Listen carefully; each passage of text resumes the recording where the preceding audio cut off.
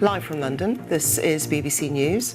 The White House and US Republicans reach an agreement in principle to raise the government debt limit for the middle part of the week.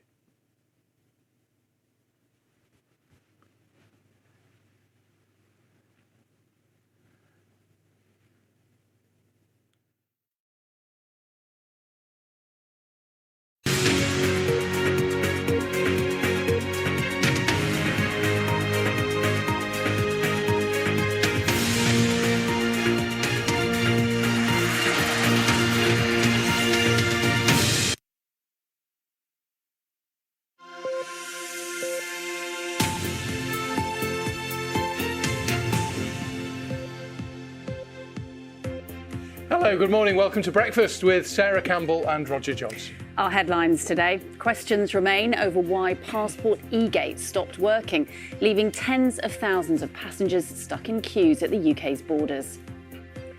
Holly Willoughby accuses Philip Schofield of lying to her about his affair in her first statement since he quit ITV.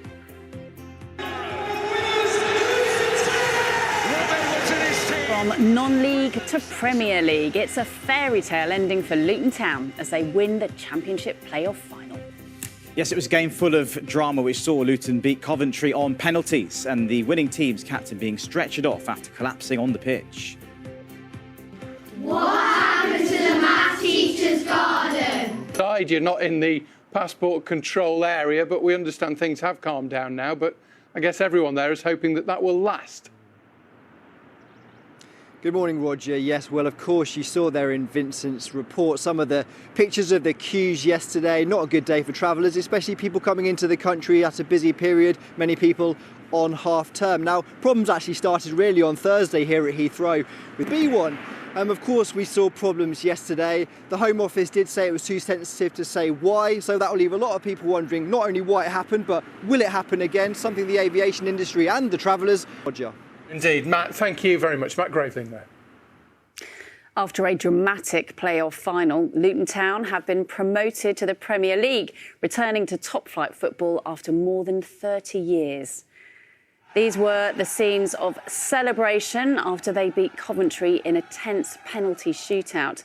Some players are wearing Captain Tom Lockyer's shirt. That's a show of support after he collapsed on the pitch earlier in the game. Here he is in hospital celebrating his team's incredible victory. Oh, over the moon. Absolutely over the moon. Getting there for how many years from going back for the conference and things that are going on. And they got there, well, what can I more say? Brilliant day out and absolute out as well, basically. Do you know what I mean? It's just the most amazing feeling. Like, just the smallest little town and just the biggest win. It's going to mean so much to so many people. It really is. So exciting. Up the town. Up the town. Very tense, yeah. First half, we were all over them. Second half was worrying. Extra time was even more. Penalties was just stressful as anything. But we're there. We've done it. We've done it. They certainly have. We'll have more on that incredible win in our sports bulletin, and we'll be hearing from a couple of delighted Luton Town fans later in the programme.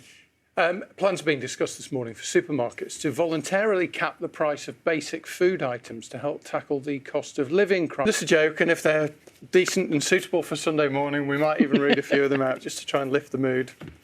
So we have a look at the sport. I guess the mood needs lifting if you're a Coventry City supporter this morning, Gav. Absolutely, Roger, yeah. Because, I mean, there's no nice way to lose a game, but, you know, the guy that missed the penalty. Yeah, I mean, it's galling for them, but you look at it from the other side, and both of these teams have been in the doldrums over the years. You know, I think 5 years ago this was a League Two fixture, so the fact that they're now playing for promotion to the Premier League and Luton ending up winning is just a remarkable story in its own right. Luton have had so many issues over the years. 30 years ago, they were in the top flight, or just over 30 years ago. 9 years ago, they were in non-league. It just shows the absolute remarkable rise and what a fairy tale story this is. Yeah, absolutely. I was going to say, it would be no joke if you had if you're a Luton fan, you got a hangover today. I'll tell you what, that's for sure. 30 years ago, just over 30 years ago, Luton Town were relegated from England's First Division, just missing out on the brand new and highly lucrative Premier League. They've now finally got their place back after beating Coventry in dramatic style at Wembley in the Championship playoff final, as Joe Linsky reports. Up, they were watched by, but from hospital, joined in with his team's piece of history. These Luton fans now head back to their town at what is the high point of an extraordinary journey. Less than a decade ago, this team were in non-league. Now Premier League football is coming to Kenilworth Road. Absolutely amazing. Couldn't think of anything better. My dad took me to see Luton when I was that high, not very high. And it's just a dream come true. Luton were last in the top. Luton can celebrate their remarkable rise. So what a story for Luton. It's really hard to believe that they were playing in the 5th tier conference just 9 years ago after a decade of financial hardship. Their manager, Rob Edwards, was actually sacked by Watford earlier in the season, and now he's led rivals Luton to the Premier League.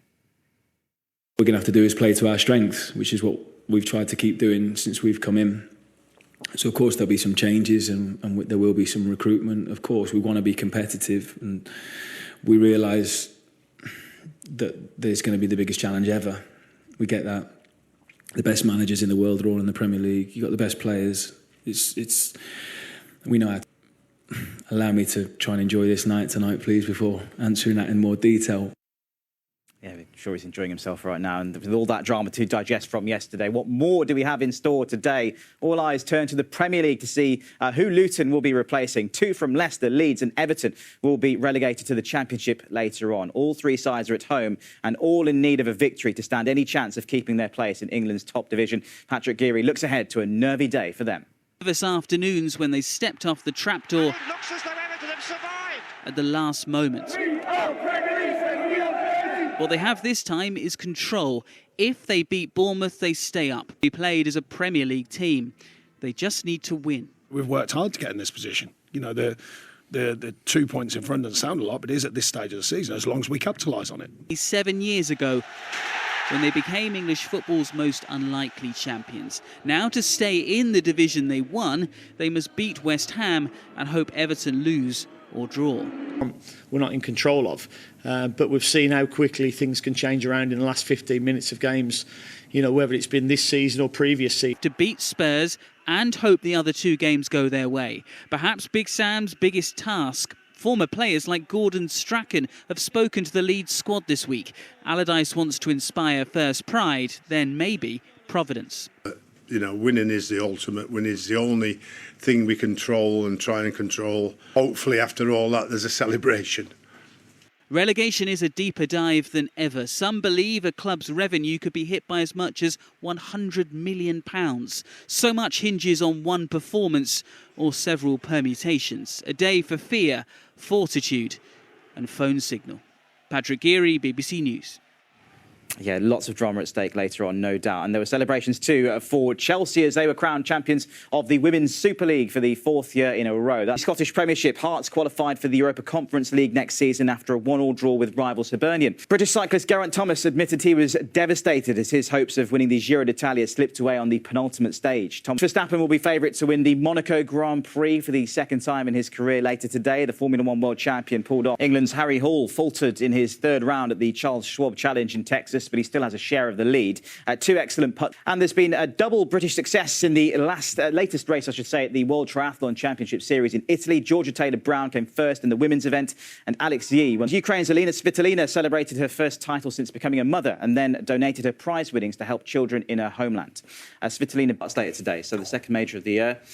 Dan Evans in action, but no Nadal this year, so it's going to be interesting to see who wins. And he wins it every year, doesn't he? He always does win it, yeah, and there's no Nadal this time around, so we'll see whether maybe Cam Norrie can sneak in and potentially do well and maybe win it. But yeah. Thank you very much, Gav. Nice one. Everyone's bright and breezy this morning. We were really talking about bright and jokes. You know, we've got the children coming on who are the funniest class who won the Beano competition. Jill in Lincolnshire is pretty sharp. She sent 3 through. She has. Go on, you go first. I'll go. Well, this is my personal favourite. We have to say some of the jokes better than others, but Yeah. Jill's, I'd say 3 winners here. An egg, a sausage and 2 slices of bacon walked into a bar. Mm-hmm. Sorry, said the barman. We don't serve food in here. Very good. Of course you do. I quite Of like course that. you I've do, got one Jill. of them. Well done. Well done, Jill. Keep them coming. There's